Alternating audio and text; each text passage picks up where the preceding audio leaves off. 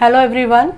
तो फ्रेंड्स, आज की जो वीडियो है ना वो है इन टूल्स के बारे में। मैं आपको बताऊंगी कि मैं कौन कौन से जो टूल्स है ना वो काम में लेती हूँ और कौन कौन से टूल है मेरे पास। तो फ्रेंड्स, ये देखिए, सबसे पहले हम बात करेंगे इंची टेप की, जो कि सबसे ज़रूरी टूल्स है हमारे मतलब सिलाई में। इसके बिना काम नहीं हो सकता। तो ये इंची टेप तो आपके पास होनी ही चाहिए। इसके बाद बारी आती है कैंची की। तो ये देखिए, ये कैंची है, ये 10 नंबर की मेरे पास है। इसमें अलग अलग नंबर की मिलती है। जो भी आपके हाथ में सूट हो ना, मतलब जो भी पकड़ने में आपको आसानी लगे वो आप यूज़ करें। वैसे 10 नंबर छोटा है, 11-12 नंबर भी बड़े में भी आता है, जो कि टेलर लोग जो जेंट्स होते हैं ना वो यूज़ करते हैं। तो मैं 10 नंबर यूज़ करती हूँ। इस कैंची का रेट बताऊँ ना तो 500-600 इस तरीके की रेट है इसका, और काफ़ी बहुत ही अच्छी बढ़िया चलती है। और इस कैंची को भी ना 7 साल हो गए मेरे पास। और इनको अगर आपको बचाना है ना कि हमेशा चलती रहे, ख़राब ना हो, तो आपको ना इन्हें गिरने से बचाना होता है। तो फ्रेंड्स, सेकंड कैंची मैं आपको इसके बारे में बताना चाहूँगी। ये है जिग जैग कैंची। ये अभी खरीदी है, मेरे को 2 साल हुए हैं तब मैंने ये खरीदी है। इसका काम पता है क्या है? वैसे तो आप डिज़ाइनिंग वगैरह में काट सकते हो इससे, पर मेरे को जो इसका बेस्ट काम है ना वो लगता है, जैसे हम कुर्ती वुर्ती कुछ भी काटते हैं ना, अगर आप उसके साइड में चला दोगे ना इसको थोड़ा थोड़ा, तो एक जिग जैग का शेप बन जाता है। और आपकी जो कुर्ती या कोई भी कपड़ा होता है ना उसके धागे आसानी से नहीं निकलते। तो ये मैं इसको बहुत ज़्यादा काम में लेती हूँ। उसके बाद इस कटर की बात करते हैं हम, जो कि जब हम मशीन का काम करते हैं ना और जब हम कपड़े सिलते हैं तो बार बार हमें वो धागा कट करना रहता है। इससे बहुत ही आसानी होती है। 10-15 रुपये का, 20 रुपये का, इस तरीके से ये कटर आपको मिल जाता है। तो फ्रेंड्स, अब बात करते हैं हम इसकी। आर्म होल शेप स्केल बोलते हैं इसको, फ्रेंच कर्व भी बोलते हैं इसको। और ना इससे ना आप जैसे गोल शेप दे सकते हैं। वैसे तो इससे आर्म होल का शेप लगाया जाता है। जो आर्म होल होता है ना, जहाँ पे हमारी स्लीव जॉइंट होती है, वहाँ पे आप इसको शेप लगा सकते हैं। इससे जो गोल राउंड गले हम बनाते हैं वो भी शेप लग जाती है बहुत ही आसानी से, और फिनिशिंग से लग जाती है, और ज़्यादा आपका समय नहीं जाता है। तो ये जो भी स्केल होते हैं ना, इनका जो मेन मकसद यही होता है, आपका टाइम बचाना। वैसे तो आप हाथ से भी कर सकते हैं ये सब काम, पर अभी तो मेरे पास ये टूल है, पर मार्केट में आप बहुत तरीके के टूल देख सकते हैं। जैसे बहुत तरीके के, अब तो फ्रेंच कर्व में भी बहुत तरीके के आ गए हैं, पर मुझे उन सब की कोई ज़रूरत नहीं लगती। मैं वो बता रही हूँ आपको जिनकी मुझे ज़रूरत लगती है, जो मेन चीज़ है। तो ये हो गया फ्रेंच कर्व। तो फ्रेंड्स, इसके बाद ये है हमारा थ्रेड ओपनर, सीम ओपनर भी बोलते हैं इसको। थ्रेड ओपनर मतलब धागे को, जो सिलाई होती है ना, उसको उधेड़ने का। तो ये देखिए, कुछ इस तरीके का है ये, और ये ऊपर से इसका कैप आता है। तो फ्रेंड्स, ये भी आपको 10-20 रुपये का इस तरीके से मिल जाता है, और ये सस्ती चीज़ें रहती हैं, इतनी महंगी नहीं रहती। आपका काम बहुत इजी कर देती हैं, आपका टाइम बहुत बचाती हैं। तो इसको बोलते हैं थ्रेड ओपनर, इस तरीके का। ये बहुत काम का, ये मैं बहुत यूज़ करती हूँ। तो फ्रेंड्स, ये है ट्रेसिंग व्हील। इसका मैं ज़्यादा यूज़ नहीं कर पाती, मैं करती नहीं उसका यूज़, क्योंकि सब कुछ हाथों से ही हो जाता है। और ये जब से ख़रीदा है ना मैंने, ये पड़ा हुआ है। फिर भी आपको बता देती हूँ। जैसे हम कुर्ती कटिंग करते हैं, निशान लगाते हैं, तो हमारा 4 फोल्ड पे हम रखते हैं। एक साइड पे हम चौक से निशान देते हैं, पर हमारा जो दूसरा साइड होता है ना कुर्ती का, उस पर निशान नहीं आता। तो हम क्या कर सकते हैं, वो जो हमने चौक से निशान लगाया है ना, अगर आप उस पर इस तरीके से फेर दोगे ना, चौक के ऊपर ही इस तरीके से शेप दे दोगे जोर से दबाते हुए, तो क्या होगा कि आपका जो कुर्ती का दूसरा साइड है ना, उस पर भी हल्के हल्के दाने आ जाते हैं, शेप आ जाती है।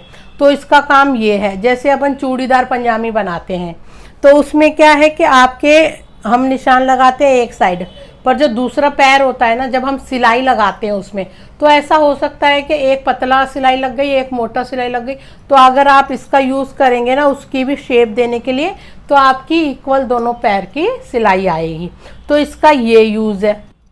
तो फ्रेंड्स, अब आते हैं ये छोटे स्केल की। वैसे तो स्ट्रेट स्केल ही है, आप कोई भी घर में स्केल यूज़ कर सकते हैं। तो ये 12 इंच का फुट्टा होता है, इस तरीके का स्केल आता है। जैसे हम छोटे छोटे निशान लगाते हैं, कमर का निशान, चेस्ट का निशान, हिप का निशान, इस तरीके से रख के हम लगा सकते हैं सीधी लाइन। और फ्रेंड्स ये जो भी टूल मैं बता रही हूँ ना, ज़्यादा महंगे नहीं है, सस्ते होते हैं।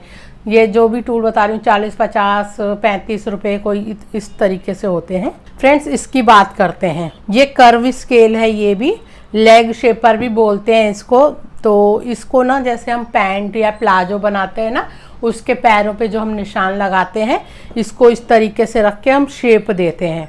और ज़्यादा महंगे नहीं आते, 40, 35, 45 इतने के आते हैं, इतने रुपए के आते हैं। तो आप ये लेके रख सकते हैं, क्योंकि कई बार ना मुझे भी कमेंट आते हैं कि मैडम हमारे पास, जैसे पैंट की कोई वीडियो देख रहा है, उसने कमेंट किया मैडम हमारे पास ऐसा स्केल नहीं है। तो फ्रेंड्स ये ज़्यादा महंगे नहीं आते, आप इस तरीके के स्केल रख लें। अगर आप हाथ से भी शेप लगाएंगे ना, तो हाथ से भी लग जाएगी, आप हाथ से भी लगा सकते हैं। और इस तरीके का भी स्केल लेके रखें तो रख लें, इसको बोलते हैं लेग शेपर। अब बात आती है इस वाले स्केल की, ये एल शेप स्केल है। ये ज़्यादातर ना सीधे करने की, तो चलो दूसरे भी स्केल हैं, हम दूसरी चीज़ों से भी सीधा कर सकते हैं, पर ये जो स्केल है ना, आपको जैसे हम कई बार कुर्ती के निशान लगाते हैं सीधे, हमको लगता है वो सीधे हैं, पर कई बार ना थोड़ा भी टेढ़ा हो जाता है ना, तो वो टेढ़ापन उसमें आ जाता है।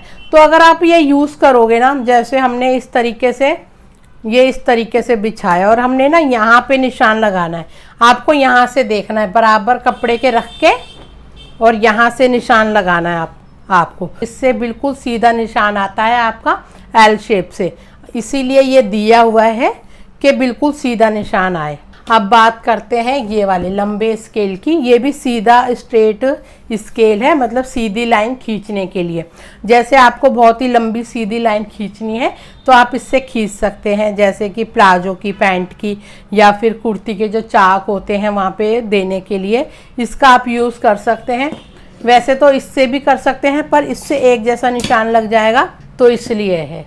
तो फ्रेंड्स बाकी ये है, ये देखिए इस तरीके का ना रोल आते हैं, बुकरम के रोल हैं, इस तरीके के रोल आते हैं। ये ना आपको अलग अलग चौड़ाई का मिल जाता है, 1.5 इंच चौड़ाई का लेना है तो वो भी मिल जाएगा, 2 इंच चौड़ाई का या 3 इंच चौड़ाई का। ये ना ज़्यादातर हमारी सलवार रहती है ना, उसके पोंचे बनाने के लिए काम आती हैं, और भी कई जगहों पे आप यूज़ कर सकते हो वैसे। तो ये इस तरीके से अलग अलग मेरे पास इंचेस का है, ये 1.25 इंच का है, ये 1.5 इंच का है। और ये भी बड़े सस्ते मिल जाते हैं, 25, 30 इस तरीके के रोल मिल जाते हैं। मेरे पास तो ख़त्म हो रखे हैं, नहीं तो बहुत ही मोटे मोटे होते हैं ये। तो फ्रेंड्स अब बात आती है इसकी रिवील सिविल टेप की। तो फ्रेंड्स वैसे मैं इसका ज़्यादा यूज़ नहीं करती, पर कई बार यूज़ करनी भी पड़ जाती है। जैसे कि रिवील सिविल टेप ना 2 कपड़ों को आपस में जोड़ देती है। अगर आप एक कपड़ा रखेंगे, ये हमारा जैसे कपड़ा है, इसके ऊपर ये कपड़ा रखा और एक कपड़ा इसके ऊपर रखा, तो आप इसके ऊपर प्रेस करते हो ना, तो ये ना दोनों कपड़ों को जोड़ देती है और ये बिल्कुल पिघल के इनविजिबल हो जाती है, ये दिखाई भी नहीं देती है। और ये भी सस्ती मिल जाती है। ये सब सस्ता सामान है फ्रेंड्स, ये जो भी, और हमारा काम बहुत ही आसान कर देते हैं। ये सिलाई के दौरान हमारा टाइम भी बचाते हैं, और ये भी सस्ते में आ जाता है। तो फ्रेंड्स अब आते हैं बुकरम पे, कि मैं बुकरम कौन सा यूज़ करती हूँ। तो फ्रेंड्स वैसे तो मार्केट में बहुत तरीके के बुकरम होते हैं, बहुत वैरायटी होती है, मोटे पतले इस तरीके के होते हैं। पर ये देखिए, ये जो बुकरम है ना, चिपक जाता है एक साइड से, और ये मोटा वाला जो कॉलर का बुकरम होता है ना, ये वो है, कॉलर में लगाते हैं हम, कॉलर में यूज़ करते हैं। कई डिज़ाइन ऐसे होते हैं जिसमें मैं ये बुकरम यूज़ करते हैं, और मैं अपनी वीडियो में भी बता देती हूँ कि मैं बुकरम यूज़ कर रही हूँ या फ्यूजिंग पेपर। तो ये जो कड़क वाला होता है ना, ये वो होता है, बुकरम होता है, इसको बुकरम बोलते हैं, और ये चिपक भी जाता है। और अगर आप ऐसा लोगे ना, जो मतलब दोनों साइडों से ऐसा रहता है, वो चिपकता नहीं है, ये एक साइड से चिपक जाता है, एक साइड से ऐसा ही रहता है। अब ये वाला है फ्यूजिंग पेपर, ये बिल्कुल पतला कागज़ की तरह होता है और बिल्कुल सॉफ्ट होता है।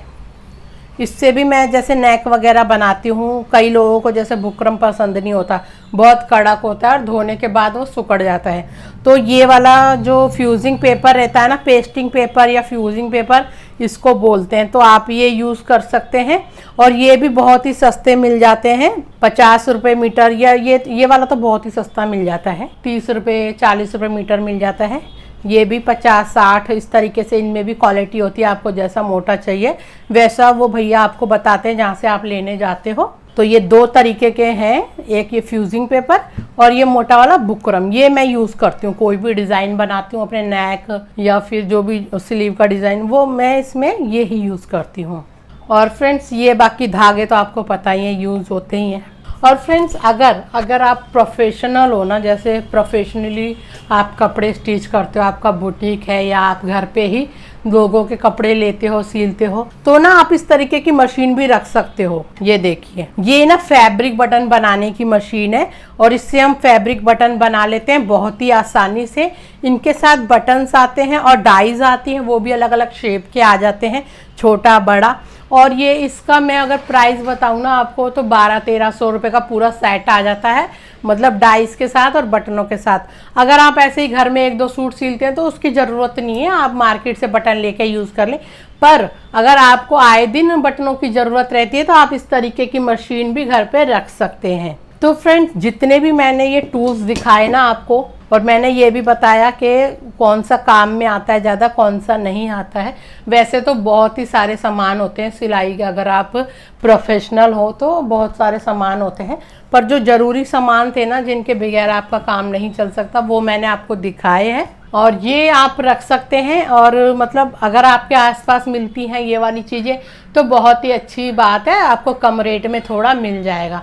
और अगर आपके आसपास नहीं मिलता है ना ये सब चीज़ें, तो आप ऑनलाइन भी ऑर्डर कर सकते हैं। थोड़ा सा कॉस्टली पड़ेगा, पर आपको मतलब घर बैठे ही ये सब सामान आ सकता है। मैंने नीचे डिस्क्रिप्शन बॉक्स में लिंक भी दिया हुआ है, अगर आपको ये सब सामान मंगाना है ना, तो मैंने नीचे डिस्क्रिप्शन बॉक्स में लिंक दिया हुआ है, आप क्लिक करके कोई भी इनमें से सामान मंगा सकते हैं। तो फ्रेंड्स, इस वीडियो में इतना ही, यही थे मेरे टूल।